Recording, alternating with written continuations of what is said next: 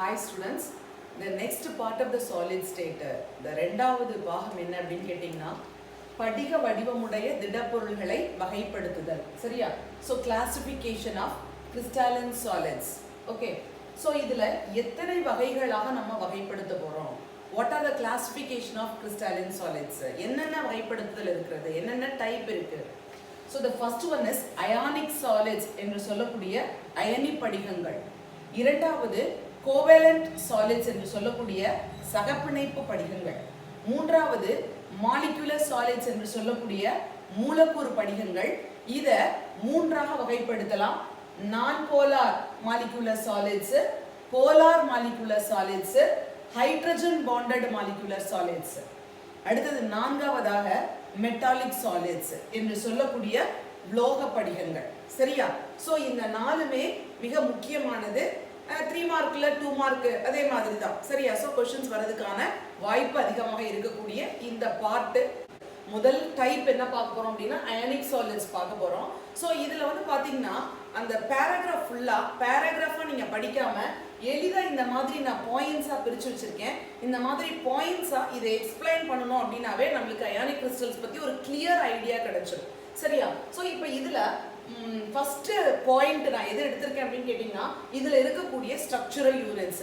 இதுல மட்டும் இல்ல, இதுல இருக்கக்கூடிய ionic solids, covalent solids, molecular solids, metallic solids, இது எல்லாத்துலயுமே இதே மாதிரியான ஒரு வகைப்பாடை நீங்க பிரிச்சுக்கலாம். இதே மாதிரியான எக்ஸ்பிளனேஷன் என்ன இருக்கு, இதுல ஸ்ட்ரக்சரல் யூனிட்ஸ் என்ன இருக்கு, இதனுடைய ஃபோர்ஸ் ஆஃப் அட்ராக்ஷன் இது எந்த மாதிரியான ஒரு பாண்டால பிணைக்கப்பட்டிருக்கு. சரியா? அடுத்தது என்ன அப்படின்னு கேட்டீங்கன்னா இதுக்கான ஸ்ட்ரக்சர் எப்படி இருக்கும், இதனுடைய கேரக்டரைசேஷன், இதுக்கு கேரக்டர்ஸ் என்னென்ன இருக்கும் அப்படிங்கிற மாதிரி இதை நம்ம வகைப்படுத்திக்கிட்டோம், இதை கிளாஸிஃபை பண்ணிக்கிட்டோம் அப்படின்னா நம்மளால எளிதா ஈஸியா புரிஞ்சுக்க முடியும். அதே மாதிரி தான் நான் இதை எடுத்திருக்கேன்.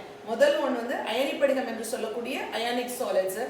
இந்த ionic சாலிட்ஸ்ல the structural units of ionic solid, அதாவது the constituents of ionic solids அப்படிங்கிறது anions and cations. அயனி படிகங்களினுடைய உட்கூறுகள், அதாவது அதனுடைய அடிப்படை அலகுகள் என்ன அப்படின்னு பாத்தீங்கன்னா நேரயனி, எதிரயனிகள். ஓகேவா? அடுத்தது பாத்தீங்கன்னா the anions and cations are strongly bound each other together by the strong electrostatic force of attraction. இது எப்படி சொல்லலாம்னா கூலும்பிக் அட்ராக்ஷன்னு சொல்லலாம். சரியா? அப்ப இதுல இருக்கக்கூடிய ஆனியான்ஸும் கேட்டயான்ஸும் ஒன்றோடு ஒன்று எவ்வாறு பிணைக்கப்பட்டிருக்கின்றன என்றால் ஒரு வலிமையான நிலைமின்னியல் கவர்ச்சி விசையினால். இப்போ இந்த strong electrostatic force of attraction அப்படின்னா ஒரு ஸ்ட்ராங்கான ஒரு நிலைமின்னியல் கவர்ச்சி விசையால். ஏற்கனவே நம்ம ஃபர்ஸ்ட் பார்ட்ல பார்த்தோம், மாலிக்யூல்ஸ், ஆட்டம்ஸ் அல்லது ions combined together or held together or bound together by the strong electrostatic force of attraction, molecular force of attraction. சரியா? so binding energy இது எல்லாமே இதோட சம்பந்தப்பட்டது தான். அப்ப இவைகளால் தான் பிணைக்கப்பட்டிருக்கிறது. ஓகேவா? அடுத்தது என்ன அப்படின்னு கேட்டீங்கன்னாக்க you should possess, இதை வந்து நம்ம என்ன பண்ணலாம் அப்படின்னா இதுல ஒரு பாயிண்ட் கொடுத்துருக்காங்க. இது என்ன பாயிண்ட் அப்படின்னு கேட்டீங்கன்னா if you want to maximize the electrostatic force of attraction, இந்த பிணைப்பானது இன்னும் கொஞ்சம் வலிமையாக இருக்கணும் அப்படின்னா இந்த each negative ion is surrounded by the positive ions அல்லது positive ions is surrounded by the negative ions. அதாவது நேரயனி எதிர்மின் அயனிகளால் சூழப்பட்டிருக்க வேண்டும். அதே மாதிரி ஒவ்வொரு எதிர்மின் அயனியும் நேர்மின் அயனிகளால் சூழப்பட்டிருக்கும் பொழுது இந்த நிலைமின்னியல் கவர்ச்சி விசை to maximize the electrostatic force of attraction அப்படிங்கிற ஒரு கருத்து கொடுத்திருக்காங்க இந்த இடத்துல. ஓகேவா? அடுத்தது பாத்தீங்கன்னா இந்த அயானிக் கிறிஸ்டல்ஸ் வந்து it should possess a definite crystal structure. இதுக்கு ஒரு டெஃபினைட்டா ஒரு கிறிஸ்டல் ஸ்ட்ரக்சர் கண்டிப்பா இருக்கும். இந்த ஸ்ட்ரக்சர் தான் இது ஃபாலோ பண்ணும். பிகாஸ் கிறிஸ்டாலின் சாலிட்ஸே நம்ம என்ன சொல்லிருக்கோம் அப்படின்னு கேட்டீங்கன்னா long range order, orderly arrangement of the atoms or molecules அல்லது constituents, orderly arrangement of the constituents over a long range order, ஒரு நீண்ட எல்லை வரிசை முழுவதுமாக ஒரே மாதிரியாக அமைக்கப்பட்டிருக்கும் அப்படின்னு நம்ம சொல்லியிருக்கிறோம். சோ அதே மாதிரி it should possess a definite crystal structure. இதுக்குன்னு ஒரு கரெக்ட்டா சரியான ஒரு படிக வடிவமைப்பு உடையது. என்ன மாதிரியான படிக வடிவமைப்பு இருக்கும் அப்படின்னு கேட்டீங்கன்னா cubic close packed structure. It should possess a definite crystal structure. அதாவது வரையறுக்கப்பட்ட ஒரு படிகமைப்பினை, இதுதான் இதனுடைய ஸ்ட்ரக்சர் என்று சொல்லக்கூடிய ஒரு வரையறுக்கப்பட்ட படிகமைப்பினை இது பெற்றிருக்கும். அந்த சாலிட்ஸோட ஸ்ட்ரக்சர் எப்படி இருக்கும் அப்படின்னு கேட்டீங்கன்னா, most of the solids are cubic close packed structure. அதாவது நெருங்கி பொதிந்த கனச்சதுர நெருங்கி பொதிந்த அமைப்பினை கொண்டிருக்கும். கனச்சதுரமா இருக்கும், அதான் cubic close packed கனச்சதுர நெருங்கி பொதிந்த அமைப்பினை பெற்றிருக்கும். சரியா? சோ இதனுடைய எடுத்துக்காட்டு அப்படின்னு சொன்னோம்னா, இதற்கு எடுத்துக்காட்டு சோடியம் குளோரைடு. சோ அப்ப நான் பிரிச்சிருக்கிறது ஒரு 3 பாயிண்ட்ஸ் தான் நான் பிரிச்சிருக்கிறேன். என்ன பிரிச்சிருக்கிறேன்னா, ஸ்ட்ரக்சரல் யூனிட்ஸ் என்று சொல்லக்கூடிய அதனுடைய அடிப்படை அலகுகள் என்னவாக இருக்கும், இந்த அடிப்படை அலகுகளை பிணைத்து வைத்திருக்கக்கூடிய அந்த ஃபோர்ஸ் என்ன, ஃபோர்ஸ் ஆஃப் அட்ராக்ஷன் அப்படிங்கிற மாதிரி. அது அடுத்தது என்ன அப்படின்னு கேட்டீங்கன்னா, அதனுடைய ஸ்ட்ரக்சர் பத்தி நம்ம சொல்லியிருக்கிறோம். இவ்வளவுதான் விஷயம். அப்ப இதை நீங்க கோர்வையா சொல்லணும் அப்படின்னா, the structural units of the ionic crystals are anions and cations, and the anions and cations are held together, bound together by the strong electrostatic force of attraction, that is Coulombic attraction. Okay va? Another one, and then to maximize the force of attraction, இந்த நிலைமின்னியல் கவர்ச்சி விசையை அதிகமாக்கணும், பெருமமாக அமைய வேண்டும் என்றால் என்ன பண்ணலாம் அப்படின்னா, the each anion is surrounded by the cation and each cation is surrounded by the anion. ஒவ்வொரு நேரயனியும் பல எதிரயனிகளாலும் ஒவ்வொரு எதிரயனியும் பல நேரயனிகளாலும் சூழப்பட்டிருக்கும் பொழுது நம்ம என்ன பண்ணலாம் அப்படின்னு கேட்டீங்கன்னா, we have to rise the electrostatic force of அந்த நிலைமின்னியல் கவர்ச்சி விசையை நம்ம என்ன பண்ணலாம், அதிகப்படுத்தலாம். அடுத்தது என்ன அப்படின்னு கேட்டீங்கன்னா, இது வரையறுக்கப்பட்ட படிகமைப்பினை இது பெற்றிருக்கும். சரியா? சோ அடுத்தது என்ன இருக்கும் அப்படின்னு கேட்டீங்கன்னா, most of the solids shows a cubic close packed structure, அதாவது கனச்சதுர நெருங்கி பொதிந்த அமைப்பினை பெற்றிருக்கும். எடுத்துக்காட்டு என்ன அப்படின்னு கேட்டீங்கன்னா, சோடியம் குளோரைடு. அப்ப அயனி படிகங்களை வரையறு, டிஃபைன் அயானிக் கிறிஸ்டல்ஸ் அப்படின்னு மட்டும் சொன்னாங்கன்னா, நீங்க இந்த பாயிண்ட்ஸை மட்டும் எழுதினா போதும். உங்களுடைய கேரக்டரைசேஷன், ஓகேவா? So the characteristics of ionic solids, அயனி படிகங்களினுடைய பண்புகள் அப்படின்னு தனியா கேட்டுட்டாங்கன்னா, ஓகே. ஸோ அயனி படிகங்களினுடைய பண்புகள், define the characters of ionic solids அப்படின்னா இந்த மாதிரி ஒரு 5 characters நம்ம பிரிச்சு வச்சிருக்கோம். ஓகேவா? So the first one வந்து என்ன அப்படின்னு பார்த்தீங்கன்னா, இந்த ionic solids have a high melting and boiling points. அயனி படிகங்களுக்கு மிக அதிகமான உருகுதல் வெப்பநிலையையும் கொதிநிலையையும் உருகுதல் வெப்பநிலையையும் பெற்றிருக்கும். அடுத்தது பாத்தீங்கன்னாக்க, the solids do not conduct electricity. எப்ப வந்து எலக்ட்ரிசிட்டியை வந்து கண்டக்ட் பண்ணாது, எப்ப வந்து எலக்ட்ரிசிட்டியை கண்டக்ட் பண்ணும் அப்படின்றத நம்ம சொல்ல போறோம். The solids do not conduct electricity. சாலிடா இருக்கும்போது they behaves as a insulators. ஓகேவா? சோ அது வந்து என்ன பண்ணாதுன்னா, திடப்பொருளாக இருக்கும்போது, திடநிலையில இருக்கும்போது, அயனி படிகங்களாக இருக்கும்போது மின்சாரத்தை கடத்தாது. ஏன் மின்சாரத்தை கடத்தாது அப்படின்னாக்கா, because the ions present in the ionic crystals have a fixed positions in the crystal lattice. இந்த crystal lattice என்று சொல்லக்கூடிய அணிக்கோவை புள்ளிகள்ல இந்த அயனிகள் போய் எப்படி இருக்கும்னா, கரெக்டா ஸ்ட்ராங்கா ஒரு நிலையான இட அமைவினை பெற்றிருக்கும். நம்ம ஏற்கனவே இந்த இடத்துல சொன்னோம் இல்லையா? சோ இந்த திட பொருள்கள்ல பாத்தீங்கன்னா இந்த மாதிரியான ஒரு நெருங்கி பொதிந்த அமைப்பினை பெற்றிருக்கும். ஒண்ணுக்கும் நடுவுல இந்த inter atomic distance, inter ionic distance எப்படி இருக்குன்னா, ரொம்ப ரொம்ப ஷார்ட்டா இருக்கும். அப்ப அது என்ன பண்ணாது அப்படின்னு கேட்டீங்கன்னாக்க, இது இந்த இட அமைவினை பொறுத்து தான் அலைவுறும்லாம் நம்ம பேசணும் அந்த ஃபர்ஸ்ட் பார்ட்ல. அதுதான் காரணம். அப்ப சாலிட் ஸ்டேட்டா இருக்கும் பொழுது they do not conduct electric current. Current என்ன பண்ணாதுனாக்க கண்டக்ட் பண்ணாது, கடத்தாது. ஏனென்றால் இந்த அயனிகள், இந்த உட்கூறுகளாக சொல்லப்படுற இந்த நேர அயனிகள் எதிரயனிகளுக்கு சரியான ஒரு நிலையான இட அமைவு இருக்கு. அந்த அணிக்கோவை புள்ளிகள்ல கரெக்டா போய் பாயிண்ட்ல போய் கரெக்டா உட்கார்ந்துருக்கும். அதால எந்திரிச்சு நகரவே முடியாது. So அதுதான் ரீசன். அப்ப the ions present in the ionic crystals have a fixed positions in the lattice points. lattice positionல இதுக்கு போய் ஒரு fixed ஒரு position இருக்கும். So அதனால they do not conduct electric current, electricity in its solid state. ஓகேவா? So அதனுடைய படிக பொருளாக இருக்கும் பொழுது, படிகங்களாக காணப்படும் பொழுது இது கரண்ட்டை வந்து என்ன பண்ணாதுனாக்கா எலக்ட்ரிசிட்டியை கண்டக்ட் பண்ணாது. But they do conduct electricity. இது வந்து என்ன பண்ணும் அப்படின்னா, மின்சாரத்தை கடத்தும். எப்பொழுது கடத்தும்? they do conduct electricity in molten state.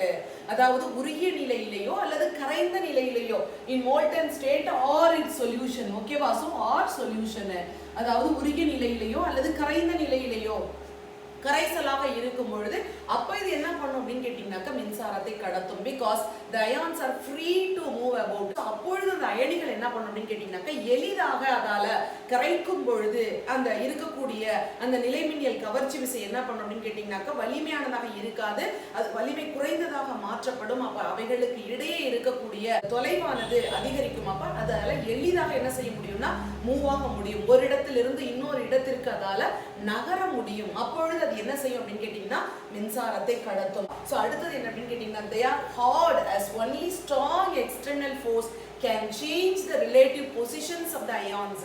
அதாவது இது இந்த அயனிகள் இந்த இடத்துக்குள்ள போய் இந்த அயனிகள் வந்து அணிக்கோவை புள்ளிகள்ல நிலையான ஒரு இட அமைவினை பெற்றிருக்குன்னு சொல்றோம். இந்த அயனிகள் அதனுடைய இடத்தை மாற்ற வேண்டும் என்றால் அந்த அயனிகளினுடைய இடத்தை நீங்க மாத்தணும் அப்படின்னா மிக வலிமையான ஒரு புறவிசையை செலுத்தி தான் அதை நீங்க மாற்ற முடியும்.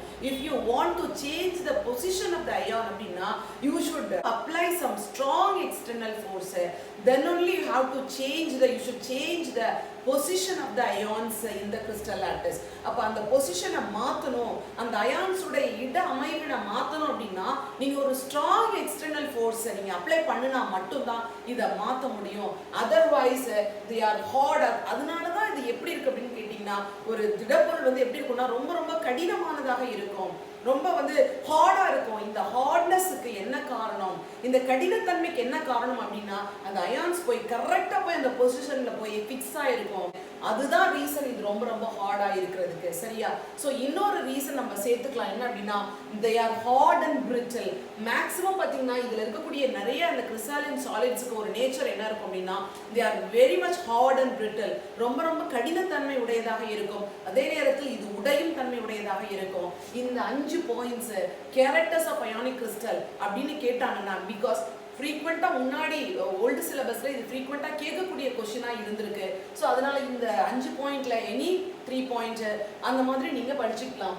High melting and boiling points இந்த அயானிக் கிறிஸ்டல்ஸுக்கு உருகுநிலையையும் அதிகமான உருகுநிலையையும் அதிகமான கொதிநிலையையும் பெற்றிருக்கும். do not conduct electricity in a solid state. அதாவது they are present in a solid, so they do not conduct electric current. படிகங்களாக இருக்கும் பொழுது அது மின்சாரத்தை கடத்தாது, ஏனென்றால் the ions have a fixed positions in the lattice points. அந்த அணிக்கோவை புள்ளிகள்ல இது நிலையான இட அமைவினை பெற்றிருப்பதால் அப்ப அது மின்சாரத்தை கடத்தாது. நீங்க ஒண்ணு தெரிஞ்சுக்கங்க, when the electric current is passed அல்லது when the electric current is conducted அப்படின்னு கேட்டீங்கன்னா ஒரு மின்சாரம் எப்பொழுது கடத்தப்படும், மின்சாரத்தை எப்ப அப்படி கடத்தும் அப்படின்னா இங்க there is a mobile electrons. அந்த இடத்துல எலக்ட்ரான்ஸ் எப்படி இருக்கணும் அப்படின்னு கேட்டீங்கன்னாக்கா எளிதாக நகரக்கூடியதாக இருக்கணும், மொபிலிட்டி இருக்கணும். அந்த எலக்ட்ரான்ஸுக்கு எளிதாக ஒரு இடத்துல இருந்து எலக்ட்ரான்கள் நகரக்கூடியதாக இருக்கும் பொழுது மட்டும்தான் அது என்ன செய்யும் அப்படின்னு கேட்டீங்கன்னா எலக்ட்ரிக் கரண்ட்டையோ ஹீட்டையோ அது என்ன பண்ணும், வெப்பத்தையோ மின்சாரத்தையோ கடத்தக்கூடியதாக இருக்கும். சரியா? ஸோ இந்த electrons R free to move about. அப்பதான் என்ன பண்ணுனாக்க மின்சாரத்தை கடத்தும். அதே மாதிரி they do conduct electricity in molten state. கரைந்த நிலையில உருகிய நிலையில இருக்கும் பொழுது அப்ப அந்த அயனிகள் என்ன பண்ணும் அப்படின்னு கேட்டீங்கன்னாக்க எளிதாக நகரக்கூடியதாக free to move, அது எளிதாக நகரக்கூடியதாக இருக்கும். அப்பொழுது அது மின்சாரத்தை கடத்தும். அதே மாதிரி they are very hard as only strong external force can change the relative positions of the ions. ஒரு புறவிசை வலிமையான புறவிசையை நீங்க அப்ளை பண்ணும் பொழுதுதான் செலுத்தும் பொழுது மட்டும்தான் அந்த அயனிகளினுடைய இட அமைவினை மாற்றி அமைக்க முடியும். இதுதான் காரணம் அந்த அயனி படிகங்கள் ஏன் வந்து அந்த அளவுக்கு ரொம்ப ஸ்ட்ராங்கா இருக்கு. they are very hard and brittle. ரொம்ப ரொம்ப கடினத்தன்மை உடையதாக இருக்கும், எளிதாக உடையும் தன்மை உடையதாக இருக்கும். அப்ப அயானிக் கிறிஸ்டல்ஸ் அப்படின்னாக்க அயானிக் சாலிட்ஸ் அப்படின்னு சொன்னோம்னா இவ்வளவுதான் இருக்கு இந்த விஷயம். சரியா? அடுத்தது செகண்ட் ஒன் என்ன அப்படின்னு கேட்டீங்கன்னா கோவேலன்ட் சாலிட்ஸ் என்று சொல்லக்கூடிய சகப்பிணைப்பு படிகங்கள். இதையும் நான் அதே மாதிரியே பிரிச்சிருக்கேன். Very good explanation about the solids. அதுக்கு பிறகு கேரக்டர்ஸ் தனியா. ஓகேவா? ஸோ அந்த மாதிரி நான் பிரிச்சிருக்கேன். இது உங்களுக்கு எளிதா இருக்கும் அப்படிங்கிறதுனால இந்த மாதிரி நான் பிரிச்சிருக்கேன். நீங்களும் இதை மாதிரி படிச்சுக்கிட்டீங்கன்னா உங்களால ஈஸியா என்ன பண்ண முடியும்னா கன்ஃபியூஸ் பண்ணாம உங்களால ஞாபகத்துல எளிதாக வைச்சுக்க முடியும். ஓகேவா? ஸோ கோவேலன்ட் சாலிட்ஸ் சகப்பிணைப்பு படிகங்கள். இதுல வந்து பாத்தீங்கன்னாக்கா கான்ஸ்டிடியூவன்ட்ஸ் ஆஃப் கோவேலன்ட் சாலிட்ஸ் யார் அப்படின்னு கேட்டீங்கன்னா ஆட்டம்ஸ். இங்க இந்த சகப்பிணைப்பு படிகங்கள்ல இருக்கக்கூடிய உட்கூறுகள் என்ன அப்படின்னு கேட்டீங்கன்னாக்கா அணுக்கள். அயனிக் சாலிட்ஸ்ல வந்து உட்கூறுகள் கான்ஸ்டிடியூவன்ட்ஸ் வந்து அயான்ஸ், கேட்டயான்ஸ் இருக்கணும், ஒரு ஆனயான்ஸ் இருக்கணும். அது மாறி மாறி மாறி எலக்ட்ரோஸ்டாட்டிக் ஃபோர்ஸ் ஆஃப் அட்ராக்ஷனால பிணைத்து வைக்கப்பட்டிருக்கணும். நிலைமின்னல் கவர்ச்சி விசையினால they are bound together by the electrostatic force of attraction. But இங்க இந்த கான்ஸ்டிடியூவன்ட்ஸ் யார் அப்படின்னு கேட்டீங்கன்னா atoms. Completely they are made up of atoms. அப்ப அடுத்தது என்ன அப்படின்னு கேட்டீங்கன்னா the atoms are bound together in a 3-dimensional network. இந்த அணுக்கள் ஒன்றோடு ஒன்று ஒரு முப்பரிமாண வலைப்பின்னல் கட்டமைப்புல ஒன்னோட ஒண்ணு அப்படியே இணைச்சுக்கிட்டே போயிட்டே இருக்கலாம்.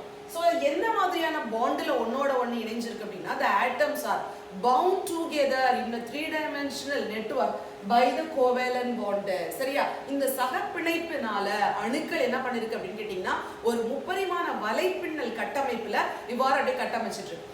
நீங்க வந்து p block elements நம்ம படிக்கும் பொழுது அதுல கார்பனினுடைய புறவேற்றுமை வடிவங்கள் அலோட்ரோப்ஸ் ஆஃப் கார்பன்ல நம்ம படிச்சிருப்போம். அதுல நீங்க அந்த ஸ்ட்ரக்சரையும் பார்த்துருப்பீங்க. டயமண்டோட ஸ்ட்ரக்சரு, அதே மாதிரி கிராஃபைட்டோட ஸ்ட்ரக்சர்லாம் நீங்க பார்த்துருப்பீங்க. ஸோ அதுல எப்படி கார்பன் எவ்வாறு ஒன்றோடு ஒன்று the carbon atoms, how the carbon atoms are connected with each other, are bound together.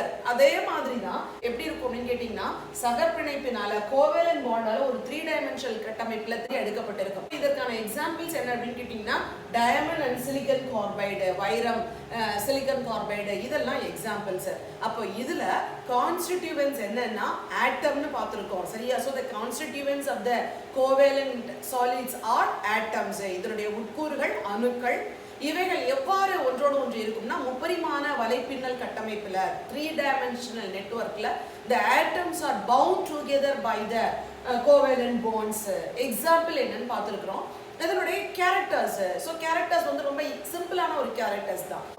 characteristics of covalent solids, because the covalent solids அப்படின்னு சொல்லும் பொழுது wide variety of crystalline solids results from the formation of covalent bond between the adjacent atoms throughout the crystal. அதாவது இது பாத்தீங்கன்னாக்க இந்த படிக வடிவமுடைய திடப்பொருள்கள்ல ரொம்ப அதிகமாக வைட் வெரைட்டியா கிடைக்கக்கூடியது தான் இந்த கோவேலன்ட் கிறிஸ்டல்ஸ். இது எப்படி இருக்கும் அப்படின்னு கேட்டீங்கன்னா இந்த கோவேலன்ட் இது எதுல இருந்து பெறப்படும்னா இந்த கோவேலன்ட் பாண்ட் சகப்பிணைப்பு படிகங்கள் படிகம் ஃபுல்லாக இருக்கக்கூடிய அணுக்களுக்கு இடையே சகப்பிணைப்பு படிகங்கள் இருக்கிறதுனால கிடைக்கக்கூடியது தான். ஓகேவா? So this is the wide variety of crystalline solids results from the formation of covalent bond between the adjacent atoms throughout the crystals. So they are called chain molecules. ஓகேவா? ஸோ இது எப்படி சொல்லலாம் அப்படின்னு கேட்டீங்கன்னாக்கா ராட்சச மூலக்கூறுகள் அப்படின்னு நம்ம சொல்லலாம். அதே மாதிரி பாத்தீங்கன்னாக்கா the covalent bonds are very strong bond. They are directional in nature. covalent bond எப்படி இருக்கும்னா ரொம்ப ரொம்ப வலிமையான பிணைப்பா இருக்கும். அதே மாதிரி அதுக்கு திசை நோக்கு பண்பு இருக்கும். ஓகேவா? அதே மாதிரி ஆட்டம்ஸ் வந்து held together by the strong force. அது ரொம்ப ரொம்ப ஸ்ட்ராங்கா அந்த இடத்துல போய் கரெக்டா போய் உட்கார்ந்துருக்கும். அதனால எப்படி இருக்கும் அப்படின்னு கேட்டீங்கன்னா they are very hard and brittle. ரொம்ப ரொம்ப கடினத்தன்மை உடையக்கூடியதாக இருக்கும். அதே மாதிரி have a high melting point. ரொம்ப ரொம்ப உருகுநிலை வந்து ரொம்ப ரொம்ப ஜாஸ்தியா இருக்கும். ஓகேவா? ஸோ மெல்டிங் பாயிண்ட் ரொம்ப ஜாஸ்தியாக இருக்கும். அதே மாதிரி they are insulators and to not conduct electricity. இது வந்து பார்த்தீங்கன்னா இன்சுலேட்டர்ஸ் அப்படின்னு சொல்றதை காட்டிலும் இது குறைவான வெப்பத்தையும் மின்சாரத்தையும் கடத்தக்கூடிய தன்மையை குறைவானதாக பெற்றிருக்கும். ஃபார் எக்ஸாம்பிள் டயமண்ட் வந்து பார்த்தீங்கன்னாக்க can be act as insulators. But graphite இருக்கு பார்த்தீங்களா? கிராஃபைட் வந்து நம்ம எப்படி படிச்சிருக்கோம் அப்படின்னாக்கா they can act as a conductors நம்ம படிச்சிருக்கோம். ஏன் அப்படின்னா because of the sp2 hybridisation இந்த கிராஃபைட்ல வந்து மூவபிள் எலக்ட்ரான்ஸ், மொபைல் எலக்ட்ரான்ஸ் ஆகுது. they are responsible for conducting electric current அப்படிங்கறத நம்ம p block elementsல நம்ம படிச்சிருக்கோம். சரியா? சோ அது வந்து ஒரு எக்செப்ஷனல் கேஸ்.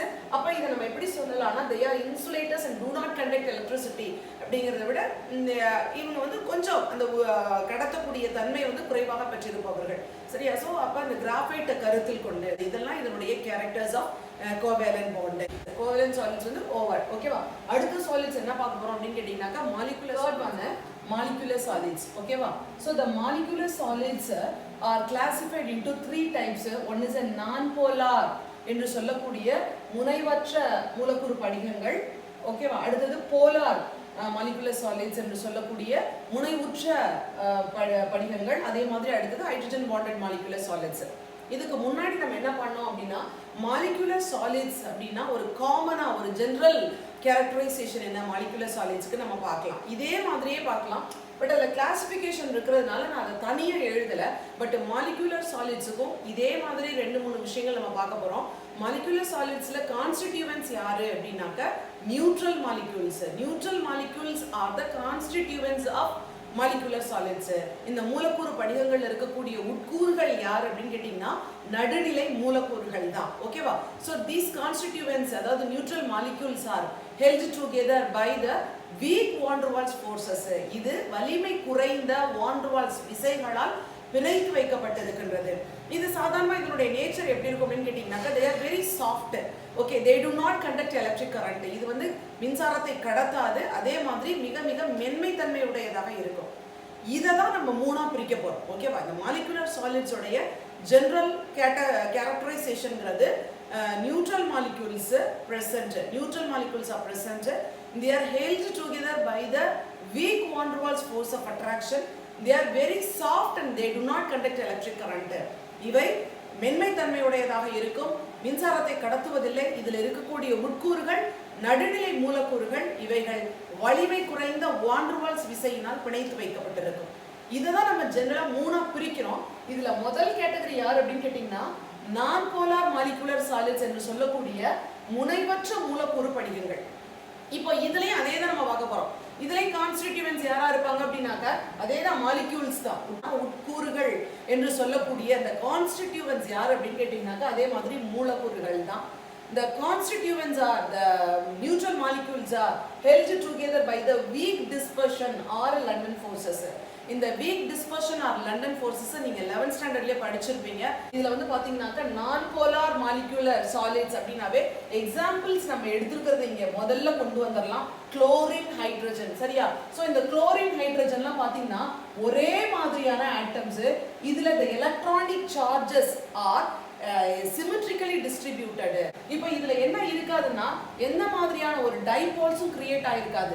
இதுல ஒரு பாசிட்டிவ் அல்லது நெகட்டிவ், நேர்மின் தன்மையுடையது எதிர்மின் சுமையுடையது என்ற பிரிவே இருக்காது. the electronic charges are symmetrically distributed. அப்ப இவங்க தான் என்ன அப்படின்னு கேட்டீங்கன்னாக்க நான் போலார்.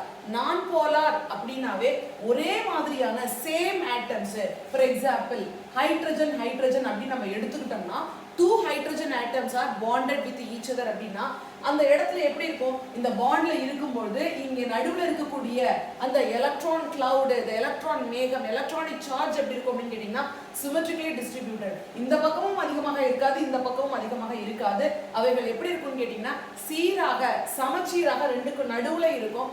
இந்த மாதிரியான எந்த டீவியேஷன்ஸும் இருக்காது.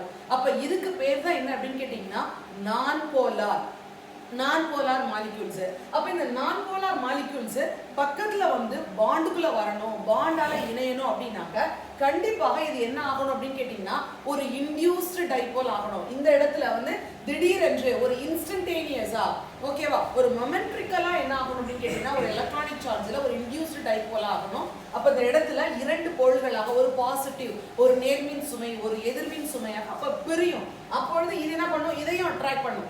இந்த இன்டியூஸ்டு டைபோலால இங்கேயும் ஒரு இன்டியூஸ்டு டைபோல் நடக்கும். அப்ப ரெண்டு பேருமே இன்டியூஸ்டு டைபோல், அதாவது தூண்டப்பட்டவைகளாக, அது பர்மனண்டா இருக்காது. ஓகேவா? ஒரு சூழ்நிலைக்கு ஏற்றார் போல அது தூண்டப்படும். இரு மின்முனைகள் தூண்டப்படும், அதனால் இந்த பாண்ட் உருவாகும். ஓகேவா? இந்த மாதிரியான முனைவற்ற சகப்பிணைப்பு மூலக்கூறு படிகங்கள்ல அணுக்கள், மூலக்கூறுகள் பிணைத்து வைக்கப்பட்டிருக்கிறது இல்லையா? இதற்கு பேர் தான் என்ன அப்படின்னு கேட்டீங்கன்னா வலிமை குறைந்த லண்டன் விசை, அதாவது weak dispersion or London forces என்று சொல்லக்கூடியது. They are usually liquids or in a gaseous state at room temperature. ஒரு அறை வெப்பநிலையில இது எப்படி இருக்கும் அப்படின்னு கேட்டீங்கன்னாக்க யூசுவலா லிக்விட்ஸா இருக்கும், அப்படி இல்லைன்னா திரவமாக இருக்கும், அப்படி இல்லைன்னா வாயு நிலையில காணப்படும். இதுக்கு என்ன எக்ஸாம்பிள்னா உங்களுடைய புத்தகத்துல கொடுத்துருக்கிறது நாப்தலின், ஆந்த்ரசின் தான். ஆனா ஒரே மாதிரியாக இருக்கக்கூடிய இந்த மாதிரியான மூலக்கூறுகளை நீங்க எடுத்துக்கலாம். குளோரின், ஹைட்ரஜன் அண்ட் அயோடின், இந்த மாதிரியான மூலக்கூறுகள் நம்ம எடுத்துக்கலாம். நிறைய எக்ஸாம்பிள்ஸ். இதனுடைய பண்புகள் இதுலயே நம்ம முடிச்சிடலாம். ஓகேவா? சோ அப்ப இதுல வந்து பாத்தீங்கன்னா கான்ஸ்டிடியூவன்ட்ஸ்னு சொல்லக்கூடியது மாலிக்யூல்ஸ் தான். they are held together by the weak dispersion or London force. வலிமை குறைந்த லண்டன் விசைகளால் இது பிணைக்கப்பட்டிருக்கின்றது. they are usually liquids or a gaseous state at room temperature. இவைகள் சாதாரணமாக அறை வெப்பநிலையில வாயுக்களாகவோ அல்லது திரவங்களாக தான் இருக்கும். இதற்கான எடுத்துக்காட்டு. அப்ப இதனுடைய பண்புகள்னு சொல்லிட்டு ஒரு 3 பண்புகள் தான். அதனால நான் இதுலயே ஆட் பண்ணிருக்கேன். இவங்க வந்து எப்படி இருப்பாங்கன்னா they are soft nature, ரொம்ப மென்மை தன்மை உடையதாக தான் இருக்கும். non conductors of electricity, மின்சாரத்தை கடத்துவது இல்லை. அதே மாதிரி low melting points, இதனுடைய உருகுநிலை எப்படி இருக்கும் அப்படின்னு கேட்டீங்கன்னா இது ஒரு குறைவான உருகுநிலையை பெற்றிருக்கும். they have a low melting points. இதுதான் இதனுடைய பண்புகள். இவைகள் தான் என்ன அப்படின்னு கேட்டீங்கன்னாக்க நான் போலார் என்று சொல்லக்கூடிய நான் போலார் மாலிகுலர் சாலிட்ஸ் என்று சொல்லக்கூடிய முனைவுற்ற இரண்டிற்கும் முனைவுத்தன்மை கிடையாது. ஒரே மாதிரியான அணுக்கள் ஒன்றோடு ஒன்று இணையும் பொழுது போலார் மாலிகுலர் சாலிட்ஸ். ஸோ முனைவுற்ற மூலக்கூறு படிகங்கள். ஏற்கனவே நம்ம பார்த்தது நான் போலார் மாலிகுலர் சாலிட்ஸ். நான் போலார் மாலிகுலர் சாலிட்ஸுக்கும் போலார் மாலிகுலர் சாலிட்ஸுக்கும் என்ன டிஃபரன்ஸ் அப்படின்னு நம்ம பார்த்தோம்னா, இந்த நான் போலார் மாலிகுலர் சாலிட்ஸ்ல நம்ம அந்த இடத்துல பார்த்தோம் ஹைட்ரஜன், அயோடின், நாப்தலின், ஆந்த்ரசின்ல. இதுல இந்த ஹைட்ரஜன் அண்ட் அயோடின் அப்படின்னு எடுத்துக்கிட்டோம்னா இந்த hydrogen, okay, so the two hydrogen atoms combine together to form the hydrogen molecule. இப்போ இங்க covalent bond தான் இருக்கும். The shared pair of electrons, they are equally shared by the 2 atoms because they are same atoms. Okay va? So ஒரே மாதிரியான atoms combine together to form the molecule. அப்ப the bondல இருக்கக்கூடிய the pair of electrons shared between the 2 hydrogen atoms. So that is referred as a non-polar. அதாவது இந்த பாண்ட்ல பிணைப்புல இருக்கக்கூடிய 2 எலக்ட்ரான்களும் இந்த 2 அணுக்களால் சமமாக பங்கீடு செய்து கொள்ளப்படும். தனியா யாருக்கும் அந்த எலக்ட்ரான் மேல அட்ராக்ஷன் இருக்காது. ஏனென்றால் இவைகள் 2 பேரும் ஒரே மாதிரியான அணுக்கள், same atoms bonded with each other. நான் போலார் கோவேலன்ட் பாண்ட் நம்ம சொல்லலாம். இது இப்போ நம்ம படிக்க போறது என்ன அப்படின்னு கேட்டீங்கன்னா முனைவுற்ற மூலக்கூறு படிகங்கள். அப்ப இதுல கான்ஸ்டிடியூவன்ட்ஸ் யாருன்னா the same molecules தான். இதுல இருக்கக்கூடிய covalent bond is applicable for the heteronuclear atoms. For example, இதுலயே நமக்கு எக்ஸாம்பிள் இருக்கு, HCl இருக்கு இல்லையா? சோ இந்த HCl ல பாத்தீங்கன்னா one is a hydrogen and another one is a chlorine. So chlorine is highly electronegative than hydrogen. So chlorine என்ன அப்படின்னு கேட்டீங்கன்னா ஹைட்ரஜனை விட அதிகமான எலக்ட்ரான் கவர் தன்மை உடையது. அப்ப இந்த பாண்ட்ல இருக்கக்கூடிய 2 எலக்ட்ரான்ஸும் சரியா, so the pair of electrons attracted by the chlorine. Okay, so அப்ப இந்த குளோரின் என்ன பண்ணும் அப்படின்னு கேட்டீங்கன்னா இந்த பாண்ட்ல இருக்கக்கூடிய 2 எலக்ட்ரான்ஸையும் தன்னை நோக்கி அதிகமாக ஈர்த்து கொள்ளும். அப்ப இதனால என்ன ஆகும் அப்படின்னு கேட்டீங்கன்னா there is a dipole. Dipoles are created. One is a delta positive and another one is a delta minus. இதுதான் dipole interactions. ஓகேவா? அப்ப நான் போலார் என்று சொல்லக்கூடியது the same atoms combined with each other அப்படின்னு சொல்லும்போது the electrons are shared in between the atoms. Okay, so the தனியா அந்த எலக்ட்ரான்ஸ் என்ன பண்ணாதுன்னா யாரும் அட்ராக்ட் பண்ண மாட்டாங்க இந்த மாதிரியான homonuclear atomல. On the contrary, take a 2 different atoms, hydrogen and chlorine. Hydrogen chlorine நம்ம எடுத்துக்கலாம். அதுல பாத்தீங்கன்னா one is highly electronegative than the other. அப்ப the shared pair of electrons is much more attracted towards the chlorine. Dipoles create ஆகும். அதற்கு நடுவுல இருக்கக்கூடியதுதான் இந்த dipole interaction. ஏனென்றால் இங்க இருக்கக்கூடியது dipole interactions. அப்ப அங்க இருந்தது என்ன அப்படின்னு கேட்டீங்கன்னாக்க weak London forces, dispersion force. ஆனா இங்க இருக்கக்கூடியது strong dipole interaction. அது எதனால் அப்படிங்கிறது உங்களுக்கு தெரிஞ்சிருக்கணும். அப்ப constituents யாருன்னா molecules தான் constituents formed by the polar covalent bond. அப்ப அதுல உருவானது இதுக்கு பேரு non polar covalent bond. இதனுடைய பேர் என்ன அப்படின்னு கேட்டீங்கன்னா polar covalent bond. அப்ப இந்த non polar covalent bondக்கும் போலார் கோவேலன்ட் பாண்டுக்கும் உள்ள டிஃபரன்ஸ் உங்களுக்கு தெரியணும். மூலக்கூறுகள் முனைவுற்ற சகப்பிணைப்புகளால் பிணைக்கப்பட்டிருக்கின்றன. இதுதான் டைபோல் இன்டராக்ஷன்ஸ். அதை வந்து நம்ம எப்படி தமிழ்ல சொல்லலாம்னா இருமுனை கவர்ச்சி விசைகளால பிணைக்கப்பட்டிருக்கிறது. எடுத்துக்காட்டு இந்த சாலிட் கார்பன் டை ஆக்சைடு எடுத்துக்கலாம், சாலிட் அமோனியா எடுத்துக்கலாம், HCl, சல்ஃபர் டை ஆக்சைடு, இந்த மாதிரியான எக்ஸாம்பிள்ஸ் நம்ம எடுத்துக்கலாம். ஸோ அதுக்கேற்ற மாதிரி இதனுடைய கேரக்டரிஸ்டிக்ஸ் என்ன அப்படின்னு கேட்டிங்கன்னா, they are soft and the non-conductors of electricity. இது எல்லாமே அந்த போலார் நான் போலார் மாலிகுலர் சாலிட்ஸ் மாதிரியே தான் இருக்கும். ஆனால் மெல்டிங் பாயிண்ட்ஸ் எப்படி இருக்கும் அப்படின்னு கேட்டிங்கன்னா, the melting points are higher than those of the non-polar molecular solids. அந்த முனைவு அற்ற மூலக்கூறு படிகங்கள் இருக்கு இல்லையா, அந்த முனைவு அற்ற மூலக்கூறு படிகங்களை காட்டிலும் இந்த முனைவுற்ற மூலக்கூறு படிகங்களினுடைய இந்த மெல்டிங் பாயிண்ட் உருகுநிலை எப்படி இருக்கும்னாக்கா மிக அதிகமாக இருக்கும். மற்ற இரண்டு பண்புகள்லையும் இவைகள் ரொம்ப மென்மையானவை. அதே மாதிரி இது வந்து என்ன பண்ணாது அப்படின்னு கேட்டிங்கன்னா, மின்சாரத்தை கடத்தாது. இந்த பண்புகள் இவைகள் இரண்டும் ஒன்றுதான். சரியா? ஸோ இந்த மாதிரியான கேரக்டர்ஸ், இந்த மாதிரியான பண்புகளை உடையது தான் என்ன அப்படின்னு கேட்டிங்கனாக்கா போலார் மாலிகுலர் சாலிட்ஸ். இந்த மாலிகுலர் சாலிட்ஸ் என்று சொல்லக்கூடிய மூலக்கூறு படிகங்கள்ல மூன்றாவது வகை என்ன அப்படின்னு கேட்டிங்கனாக்கா ஹைட்ரஜன் பாண்டு. அதாவது ஹைட்ரஜன் பிணைப்பு. கான்ஸ்டிடியூவன்ஸ் வந்து அதே மூலக்கூறுகள் தான். சரியா? முக்கூறுகள் வந்து மூலக்கூறுகள் தான்.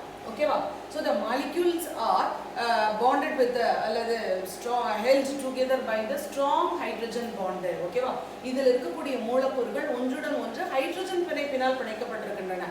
ஹைட்ரஜன் பிணைப்புமே போலார் கோவேலன்ட் பாண்ட் தான். But the polar covalent bond exists in between hydrogen and highly electronegative atoms. இதுவுமே போலார் கோவேலன்ட் பாண்ட் தான். For example hydrogen and fluorine, நீர் மூலக்கூறுகள், அந்த ஹைட்ரஜன் வாட்டர்ல இருக்கக்கூடிய ஹைட்ரஜன் பிணைப்புல நம்ம கேள்விப்பட்டிருக்கோம். ஓகேவா? இப்போ இந்த ஹெச்எஃப்க்கு நடுவில் இருக்கக்கூடியது என்ன அப்படின்னு கேட்டீங்கன்னாக்கா இது வந்து ஹைட்ரஜன் பிணைப்பு நம்ம பார்த்துருக்கோம். ஓகேவா? ஸோ இது ஹைட்ரஜன் பிணைப்பு. இந்த திரவ கோடுகள், இந்த dotted lines indicates the hydrogen bond. இதுவுமே என்ன அப்படின்னு கேட்டீங்கன்னா polar covalent bond. The polar covalent bond exists in between hydrogen. கண்டிப்பா இதுல ஹைட்ரஜன் பாண்டுக்கு ஹைட்ரஜன் பிரசன்ட் ஆயிருக்கணும். Hydrogen and highly electronegative atoms like fluorine. fluorine போல நைட்ரஜன், ஆக்சிஜன் இவைகளை போல அதிகமான எலக்ட்ரான் கவர் தன்மை உள்ள இந்த தனிமங்களுக்கும் ஹைட்ரஜனுக்கும் இடையே ஏற்படக்கூடிய பிணைப்பு தான் இந்த ஹைட்ரஜன் பிணைப்பு. இது எப்படி இருக்கும் அப்படின்னு கேட்டீங்கன்னா இதுலயுமே ஸ்ட்ராங் டைபோல் இன்டராக்ஷன்ஸ் இருக்கும். ஏனென்றால் இது அதிகமான எலக்ட்ரான் கவர் தன்மையுடையது. பிணைப்புல இருக்கக்கூடிய எலக்ட்ரான்களை தன்னை நோக்கி ஈர்த்துக்கொள்ளும். It attracts all the electrons towards itself. அதனால இதுக்கு எப்படி இருக்கும்னா டெல்டா மைனஸ் இருக்கும், இது டெல்டா பிளஸ் இருக்கும். ஸோ இதுதான் டைபோல்.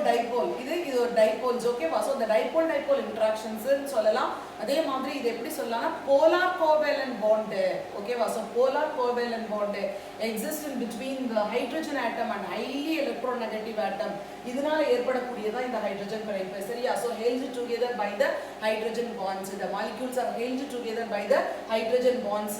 ஸோ இதனுடைய கேரக்டர்ஸ்னு சொல்லணும்னா soft solids under room temperature, pressure, அதே ஒரே மாதிரியான பிரஷர் டெம்பரேச்சர்ல இது சாஃப்ட் சாலிட்ஸா இருக்கும். அதே மாதிரி நான் கண்டக்டர்ஸ் ஆஃப் எலக்ட்ரிசிட்டி.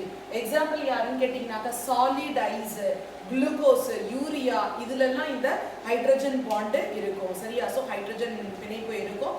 இதுல வந்து HFல நீங்க பார்த்திருப்பீங்க. சரியா? ஸோ இந்த பி தொகுதி தனிமங்கள்ல ஹாலஜன்கள்ல பார்க்கும்பொழுது அங்கேயும் நம்ம இந்த மாதிரியான ஹைட்ரஜன் பிணைப்பு எங்கே இருக்குன்னு நம்ம பார்த்துருக்கோம். அதே மாதிரி 11ஆம் வகுப்புலையும் நீங்க கெமிக்கல் பாண்டிங் படிக்கும்போது, வேதி பிணைப்பு பற்றி படிக்கும்பொழுது அந்த இடத்துலையுமே இந்த ஹைட்ரஜன் பாண்ட்ல இந்த மாதிரியான எக்ஸாம்பிள்ஸ் பார்த்துருப்பீங்க.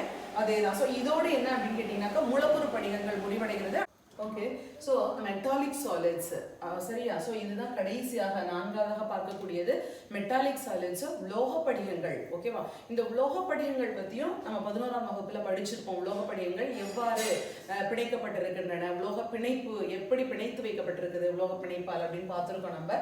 ஸோ இந்த உலோக படிகங்களில் பார்த்தீங்கன்னாக்கா திஸ் மெட்டாலிக் சாலிட்ஸ் வந்து orderly collection of positive ions held together by the sea of electrons. இதுல எப்படி இருக்கும் அப்படின்னு கேட்டீங்கன்னா இந்த உலோக படிகங்கள்ல இருக்கக்கூடிய அணிக்கோவை புள்ளிகள்ல நேர்மின் அயனிகள் இருக்கும். இந்த நேர்மின் அயனிகள் எப்படி இருக்கும் அப்படின்னு கேட்டீங்கன்னா ஒரு sea of electronsக்குள்ள, அதாவது ஒரு நேர்மின் அயனியானது இந்த மாதிரியான sea of electronsக்குள்ள இந்த மாதிரியாக விரவி காணப்படும். ஓகேவா? அப்ப the positive ion வந்து pervades into the sea of electrons. அப்ப பாத்தீங்கன்னா these electrons are mobile and are evenly spread out throughout the crystal. படிகங்கள்ல இருக்கக்கூடிய இருக்கக்கூடிய அணுக்கோவை புள்ளிகள்ல நேர்மின் சுமையுடைய அந்த அயனிகள் எதிர்மின் சுமையுடைய எலக்ட்ரான் கடலுக்குள்ள, அதாவது கடல் மீன்ஸ் என்ன அப்படின்னு கேட்டீங்கன்னா எலக்ட்ரான் இந்த மாதிரியான சுத்தி எலக்ட்ரான் இருக்கும்பொழுது நடுவுல போய் அந்த நேர்மின் அயனிகள் இருக்கின்றது. அவைகள் பிணைப்பில் இருக்கும். பிணைப்பில் ஈடுபடாத இந்த எலக்ட்ரான்களை ஒவ்வொரு படிகமும் என்ன செய்யும் அப்படின்னு கேட்டீங்கன்னா கான்ட்ரிபியூட் பண்ணும். இந்த எலக்ட்ரான்ஸை மொபைல் எலக்ட்ரான்ஸை கான்ட்ரிபியூட் பண்ணும். அப்போ இந்த மாதிரியான ஃப்ரீ எலக்ட்ரான்ஸ் நகரக்கூடிய பிணைப்புல ஈடுபடாம ஃப்ரீயா இருக்கக்கூடிய இந்த மொபைல் எலக்ட்ரான்ஸ் தான் என்ன பண்ணும் அப்படின்னு கேட்டீங்கன்னா இந்த ஹீட்டையும் எலக்ட்ரிக் கரண்ட்டையும் கண்டக்ட் பண்ணக்கூடியதாக இருக்கும். அதனாலதான் இந்த மெட்டல்ஸ் எல்லாம் எப்படி இருக்கும் அப்படின்னு கேட்டீங்கன்னாக்கா ரொம்ப ரொம்ப ஹார்டா இருக்கும்.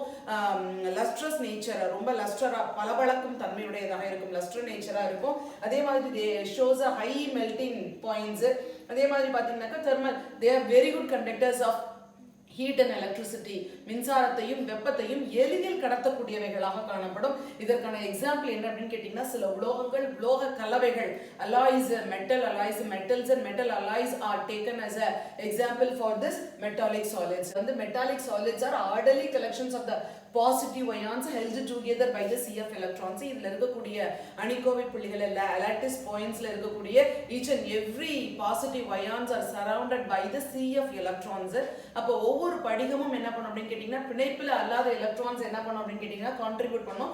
இதுல இருக்கக்கூடிய அந்த நகரக்கூடிய ஃப்ரீயா இருக்கக்கூடிய mobile and free electrons are responsible for the high electricity of thermal conductivity. இவைகள் தான் என்ன செய்யும் அப்படின்னு கேட்டீங்கன்னா ஓடி போய் வெப்பத்தையும் மின்சாரத்தையும் கடத்தக்கூடியதாக இருக்கின்றது. இந்த உலோக பிணைப்பு இந்த மாதிரியாக ஒவ்வொரு நேர்மின் சுமையுடைய ஒரு அயனியும் எதிர்மின் சூழப்பட்ட அந்த எலக்ட்ரான்களுக்குள்ள இருக்கும் பொழுது இந்த பிணைப்பு எப்படி இருக்கும்னு கேட்டீங்கன்னாக்கா வலிமையான பிணைப்பு. சாலிட்ஸ்ங்கிறப்போ மெட்டல்ஸ் அப்படியே மெட்டல் ஆட்டம்ஸா அந்த மெட்டாலிக் சாலிட்ஸ்ல மெட்டல் ஆட்டம்ஸா இருக்கும். அதுல இருக்கக்கூடிய லாட்டிஸ் பாயிண்ட்ஸ்ல எல்லாத்துலயுமே பாசிட்டிவ் மெட்டல் அயான்ஸ் இருக்கும். அதை சுத்தி எலக்ட்ரான் கிளவுட் இருக்கும். So the metal ions are immersed into the sea of electrons. சிலது பாண்ட்ல இருக்கும், மற்றதெல்லாம் மொபைல் எலக்ட்ரான்ஸை கான்ட்ரிபியூட் பண்ணும். இந்த மொபைல் எலக்ட்ரான்ஸ் ஃப்ரீ எலக்ட்ரான்ஸ் தான் என்ன செய்யும் அப்படின்னு கேட்டீங்கன்னா ஹீட்டையும் எலக்ட்ரிசிட்டியையும் என்ன பண்ணும் அப்படின்னு கேட்டீங்கன்னா கண்டக்ட் பண்ணும். சரியா? ஸோ அப்ப இதுதான் இதனுடைய நேச்சரு. அப்ப இதுக்கு எக்ஸாம்பிள்ஸ் என்னன்னு நம்ம பார்த்துட்டோம். They are very hard, lustrous நேச்சரா இருக்கும். சரியா? ஸோ இதுதான் என்ன அப்படின்னா this is about the metallic solids. இவைகள் தான் உலோக படிகங்களை பற்றிய விஷயங்கள். இதுல இருந்து 2-3 பாயிண்ட்ஸ் நீங்க என்ன 2 பாயிண்ட்ஸ் எழுதிட்டு இதுல இருந்து நீங்க எக்ஸாம்பிள் எழுதலாம். ஒரு 2 மார்க் क्वेश्चंस ஆயிருந்தா ஓகேவா? சோ அடுத்து என்ன அப்படினாக்க நம்ம அடுத்த போர்ஷன்ஸ் வந்து யூனிட் செல்ஸ். இதோட இந்த படிக வடிவமுடைய திடப்பொருட்களை வகைப்படுத்துதல் என்று சொல்லக்கூடிய கிளாசிஃபிகேஷன் ஆஃப் கிறிஸ்டாலின் சாலிட்ஸ் வந்து இதோட முடியுது. சரியா?